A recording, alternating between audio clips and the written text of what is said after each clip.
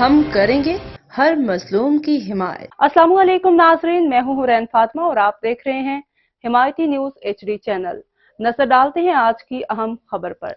وزیر اعلیٰ پنجاب محترمہ مریم نواز شریف صاحبہ اور DC ٹوبہ محمد نعیم سندھو کے حکم پر جعلی زرعی ادویات کا کاروبار کرنے والوں کے خلاف کارروائیوں کا سلسلہ۔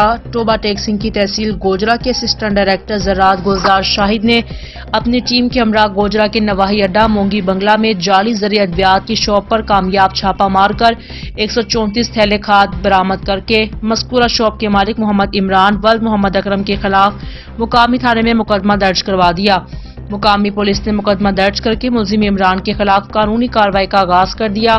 اسی ٹیم نے دوسری کارروائی گوجرا کے نواحی گاؤں تھرانڈا لاہور میں جعلی کھاد بنانے والی فیکٹری پر کامیاب چھاپہ مار کر 200 بیگ جعلی کھاد برآمد کرنے کے ساتھ ساتھ مختلف کمپنیوں کے خالی بیگز اور پیکنگ مٹیریل قبضے میں لے کر جعلی کھاد بنانے والی فیکٹری کے مالک محمد طاہر فاروق ولد محمد صدیم قوم گجر کے خلاف تھرانڈا لاہور میں مقدمہ درج کروا دیا۔ مزید خبروں اور اپڈیٹ سے باخبر رہنے کے لیے دیکھتے رہیں حمایتی نیوز HD چینل۔